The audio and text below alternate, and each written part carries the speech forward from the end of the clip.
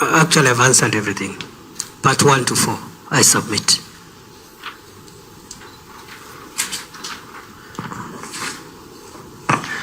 Thank you, Chair. Through you, Chair. Obviously, the statement is extremely underwhelming. Does not even attempt to answer all the questions asked. Honorable Chair, if you look at number 2 of the statement, first of all, in fact, it was a list of the names of those who lost their lives during the demonstrations across the country. The good Chair, good Waziri, has simply given us statistics. These statistics is not stones, they are human beings. If you know the number, ought surely to know the names of these people who lost their lives. Number 2, Honorable Speaker, it is again unfair for the minister to indicate the government has got no policy of abduction and false disappearances. It has been common knowledge because these 132 members who are missing, where are they? They can't just miss out, cannot just disappear in thin air, and yet this is a country of Kenya. We have extensive security network in this country. Where are these people and who are they? They must have been reported. Whoever reported must have indicated who their names are, their ID numbers, and any form of identification. It will do good for this country, Honorable Speaker, Chair, if the Cabinet Secretary could be forthright and give us information, because I'm sure this is not classified information. Those who have died have been buried. Those who are missing have been reported and they are in the OB. It's not state secret. Probably if you answer that, you'll allow me to answer to request further questions, Chair. Anybody with a follow-up question regarding the same? If none, we'll let the minister. Honorable Chair, I to some extent agree with the member on the adequacy of that response, and you will notice, Honorable Chair, that yesterday I had my office had forwarded a statement which we asked to amend by the current statement that we submitted this morning. And the reason for that adjustment is as follows, that as I have said, the number of those who died is 42. But that statement had identified up to 30 of the deceased. So what I asked the police to do, I think it was just like, because the information is there, it has always been there. These numbers and who died where, in what circumstances, the context in which they died, some by bullet, others by mob, etc. That information is there. So I discovered that the information given was up to case number 30. So I asked them to update the other 12, because death is a legal consequence. And therefore, what I will be pleading with this committee is to be given 24 hours. You already have the statement that has up to 30 of the deceased. The other 12 could be provided as supplementary information in 24 hours. As I have said many times, the government of Kenya has nothing to hide. If a Kenyan died, we cannot hide the fact that a Kenyan has died. What we need to do is to find out the circumstances under which the Kenyan died and ensure that if there is culpability or culpability by any person, including a security official or a law enforcement agency, justice is served, because the law does not allow death outside what is permitted in law.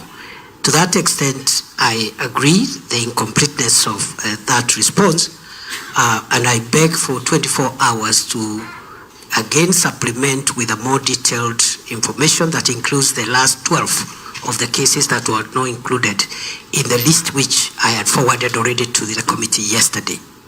Secondly, the member has talked about the policy. He believes that government has a policy on abductions, and I disagree with the member with a lot of respect. It is not true, because policy has to be stated, it has to be articulated. Policy cannot be is not nebulous, it's not abstract.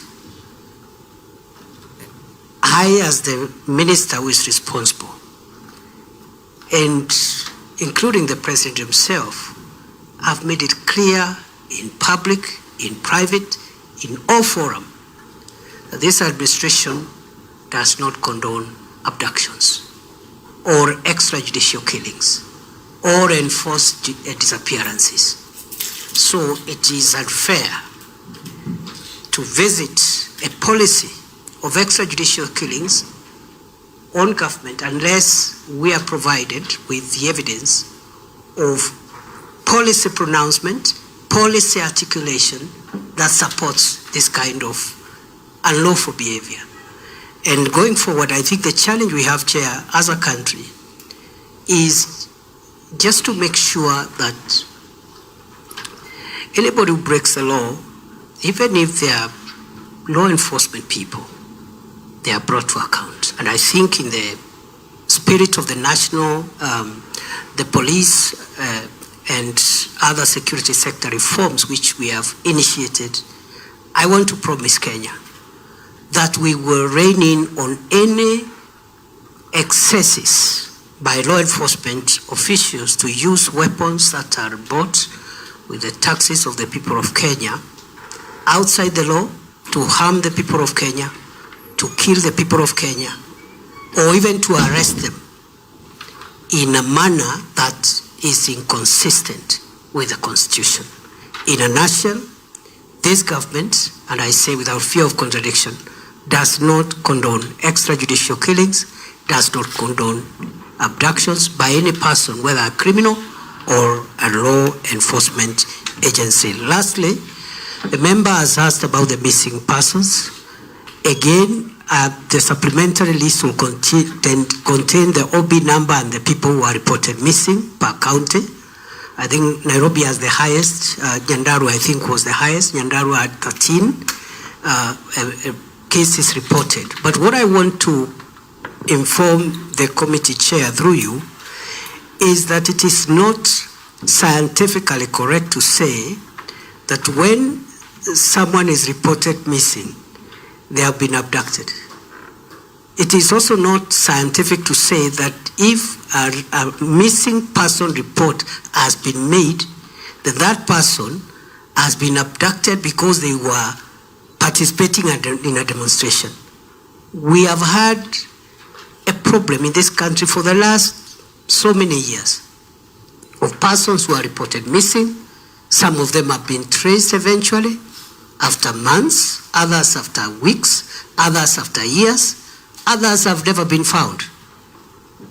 And therefore, while we got some missing person reports from actually across the country, incidentally including some of the parts of the country where the demonstrations were not violent or were not even present, and that breakdown per county is provided. And therefore, with the great respect to the committee, I want to submit, Chair, that again, just like the cases of the deceased people, those who died, though those who are reported missing, we continually to look for them, to trace them, and we are appealing for information that can help us trace them.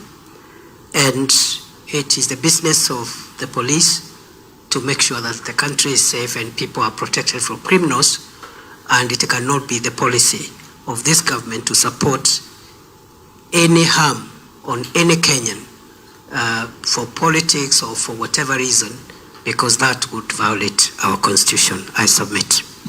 Finally, Chair, just on the same issue, Waziri, a number of these people who were killed, the 42 according to your record, even though normal media and through ISK and other LSK and other organizations say the number is much, much higher. Actually, yesterday in the news, they talked about 61 cases, and several numbers are still missing up to now. You have admitted quite a number of these so-called people who were killed by bullets. And obviously, those are police bullets. And obviously, you must have a traceability mechanism to know who was assigned what gun, what kind of ammunition was assigned. is it possible to trace and follow up and know exactly which police officer shot any particular member of these 42 who have died? And that being the case, having been killed, as we have clearly said, weapons bought by the people of Kenya, what measures have you put in place to ensure the bereaved families, the families who lost loved ones, their breadwinners, their hopes in life, what measures has the government put in place to compensate, even assuage or relieve their pain? What measures has the government put in place? Thank you, Chair. Chair, I would like to respond to the further intervention by the honourable member as follows. That I have not admitted that any Kenyan was killed by the police. What I said is that some died because of bullet wounds. The process of proving the owner of the gun that discharged a killer bullet is a forensic process. And I am not ruling out the possibility that a police officer may have used their firearms outside the law. But just 2 comments there, Chair, which I honestly believe are in the best interest of the country for me to say at a time like this one, when we are grappling with serious balances. On one hand, we have a country to keep safe from crime, and on the other hand, we have also a country that has a constitution that gives wide-ranging liberties, including civil liberties. I want to say these 2 things. That firstly, Chair, police are allowed to use lethal force. Let's start from there. Police are allowed to use lethal force to kill, depending on the circumstances.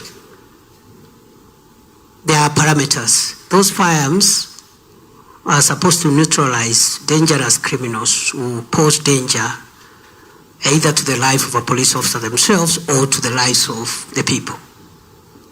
And I think that's a general principle. I am not trying to say that any of these cases fitted there. I'm just saying that the law allows the police to use lethal force. The question that the pursuit of justice must help us to answer is whether, if there is any police officer who used their weapon, whether that use was within the parameters permitted under the law.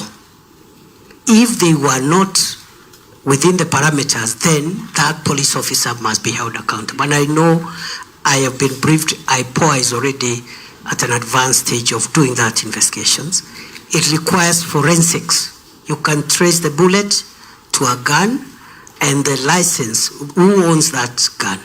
The second point, and while I'm at that on the police use of force, I would like to, if you look at, for example, what happened in America on January 6, 2020, which, well, remotely could be similar to what we had, maybe not exactly, because those characters who came to Parliament were not coming for fun. Many of you members were there. They were not coming for fun. They were coming to burn down Parliament and kill people. Basically, they were not coming to demonstrate and ask for the finance bill not to be passed. They were coming to cause grave harm. In fact, 2 days after that event, after we frustrated the effort to burn down Parliament and kill members, we arrested a suspect at 4 a.m. outside Parliament carrying fuel, intending to go and raise down the premises of Parliament. So, the action we took on that day, therefore, and I'm not preempting the investigations, some lives were lost in the process. But I wanted, again, to be fair to our democracy,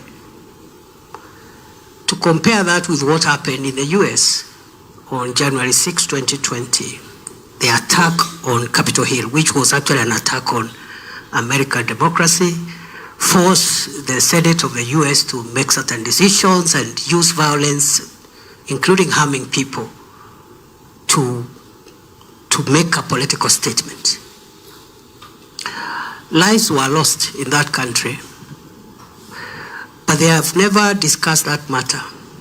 No media, no person has discussed the lives that were lost on Capitol Hill to protect the American democracy. So that contextualization is extremely important. And Chair, I will not pretend, as the country's security minister, I hold the very strong view that for this country to remain sustainable and for our democracy to function, we must, within the Constitution, make sure that the institutions established under our Constitution are protected, because if we overthrow constitutional institutions like Parliament, judiciary, the executive, we have no country. The things we are discussing here, we will not have even this discussion where a parliamentary committee is grilling the security minister, because the country will not be there in the first place. So that is the first contextual matter I wanted to bring. And it is not true to argue or to submit that the police officer cannot use force. If we never applied force on that fateful day in Parliament, we will be talking about a different Kenya, a different scenario. The second and last issue, Honorable Chair, through you, is on the fact that somebody has been shot is not conclusive evidence that they have been shot by a police officer. It's not conclusive. Maybe there's a presumption that that bullet is the bullet of a police officer, but as a person who has practiced law for a quarter of a century, I can say this without fear of contradiction. The fact that somebody has died through a bullet where police officers were trying to control a crowd is not conclusive proof that that person has been killed by a police officer. And that's why the justice systems must help us establish the truth without shielding anybody. If a police officer went outside the law, they must be held accountable. To demonstrate my point, Rongai. In Rongai, we lost, to my mind, I think 2 people. And others were injured. What happened is that criminals invaded somebody's supermarket and started hurting people, and some were stabbed, workers, shoppers, etc. 2 police officers were guarding Equity Bank next to the supermarket, and they were armed. And the law allows a police officer to enforce the law, not necessarily where you are on duty that day, but if you realize there is breakdown of law and order, it is the duty of the police to protect the public. So these 2 officers had tried to contain that invasion of that supermarket and the injury that was being visited on shoppers and so forth. They were only 2, but the crowd was massive. What happened is the criminals actually overpowered them. They took the gun, and one of them, they took the 2 guns, and one of the person who overpowered them actually started shooting at the crowd. So in the process, I would assume, of an investigation, it is possible that perhaps these officers, as they tried to contain this situation, could have shot somebody. That is one hypothesis. But the other hypothesis is that the criminal who overpowered these officers actually and removed their uniform and started shooting at the crowd could have used a police gun, but the criminal to kill someone. And of course, these are things that require scientific proof. So the presumption could be it is the police officer, but it could be rebuttable by evidence. And that's why we need to be careful and not condemn law enforcement officers wholesale, but we must condemn individual law enforcement officers who use weapons outside the law. And the only sure way of ascertaining that is through the processes of justice, which are slow and painful, but eventually they lead us to the truth.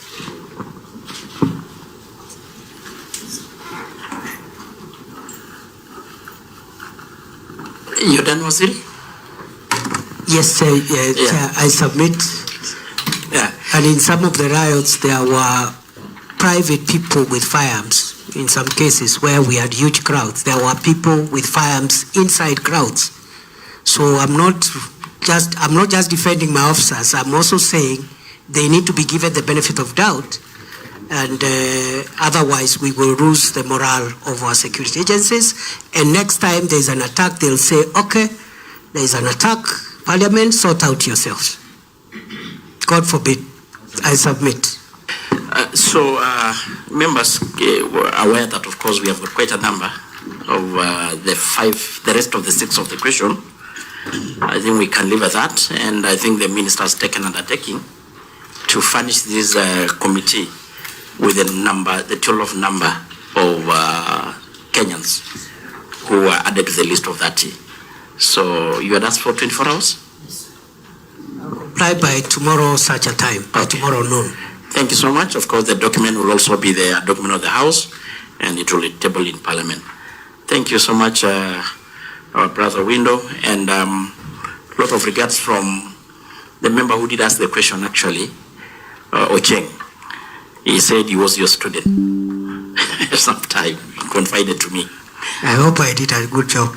Yeah, seemingly yes. Yeah, actually dropped a lot of accolade. Now, kindly go to the second question. We have got hardly 1 hour to tackle the rest of the 6. Honorable Chair and honorable members, thank you. The second matter, as guided by the Chair, is the question on insecurity in Fafi constituency. And here I've been asked by the member for Fafi, the Honorable Yakub, to explain reasons why the government is downgrading security levels by discharging 16 National Police Reservists in Fafi, in Bura East sub-county, who are discharged on 6th August 2024. The second issue is that why is 17 NPRs who are volunteered to support our security agencies who are dealing with counter-terrorism there have not been armed, yet they are ready to support the security formations there.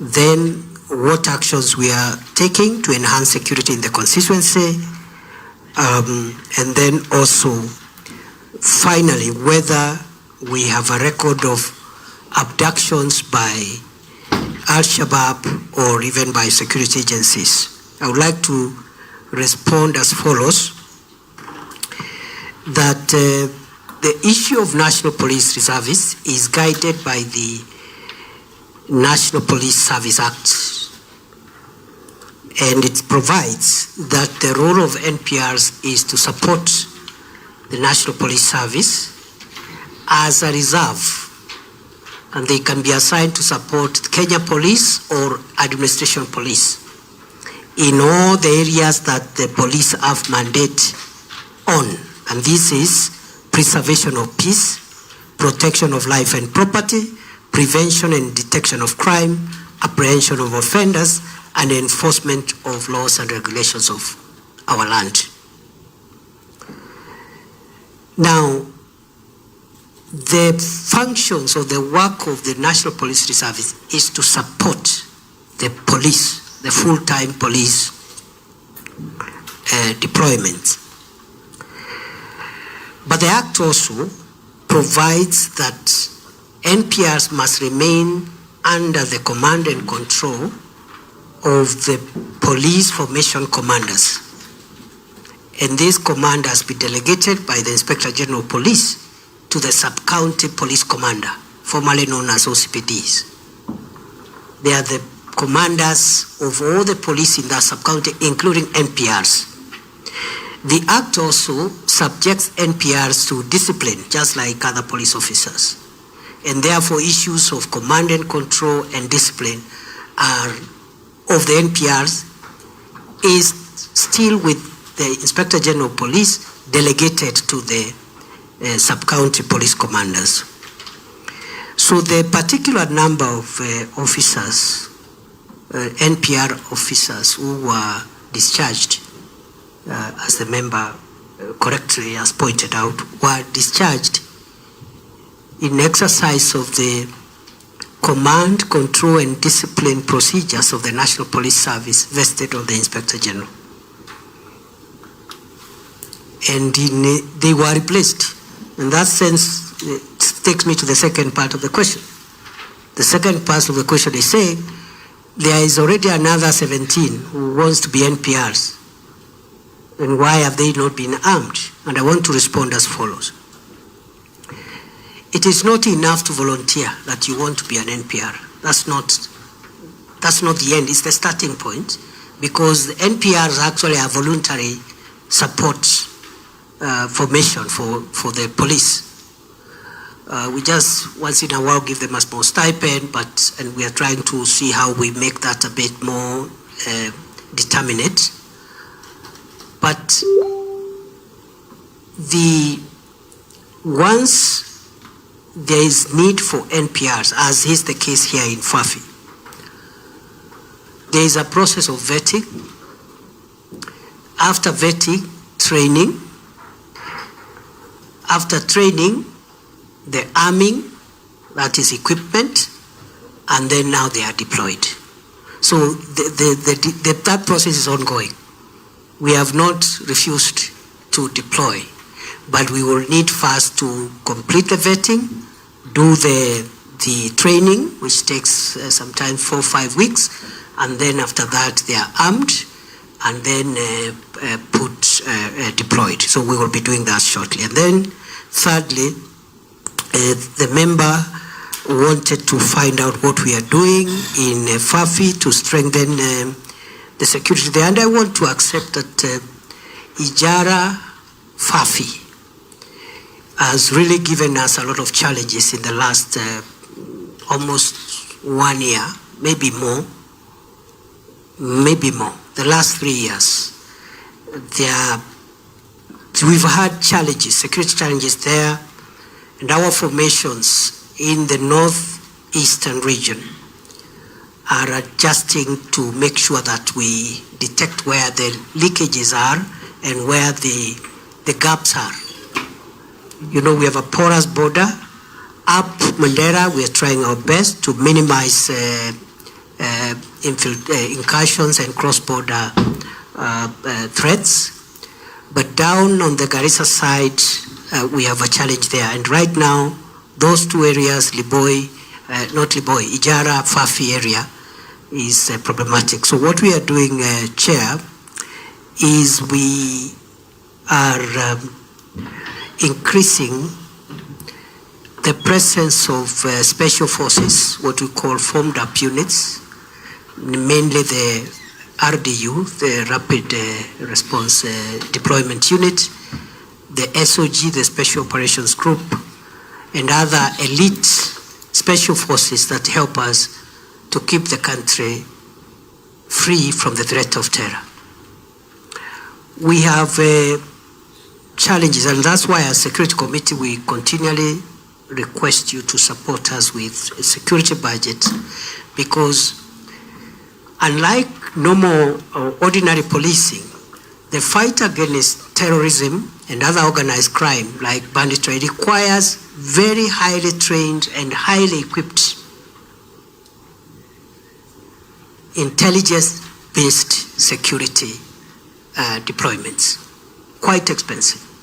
And to train these special forces requires a lot of resources, and I'm glad we are making good progress. And I think even today we'll be receiving a little more from in the SOG, which is the most sophisticated and the most effective fighting force this country has, of very patriotic and sacrificial police officers who have given their all to protect us. So we intend, we have a small graduation, and members may want to know that we recruit about, but those who finish are 100.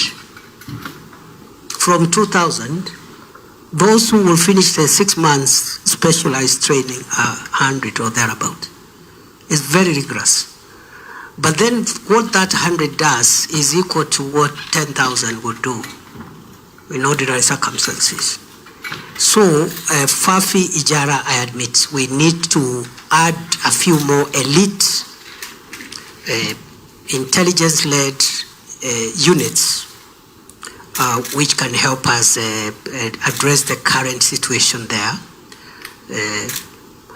We have registered a lot of progress in Bonny Enclave for the last 18 months. And we hope eventually, even against the fight against banditry, where we are 75–80% done, we are left with 20%. The solution will be in the special forces that will help us get these criminals who have hurt the people of Kenya for a long time. So we are working on that. And of course, we want to involve the communities. That is the last part of the answer.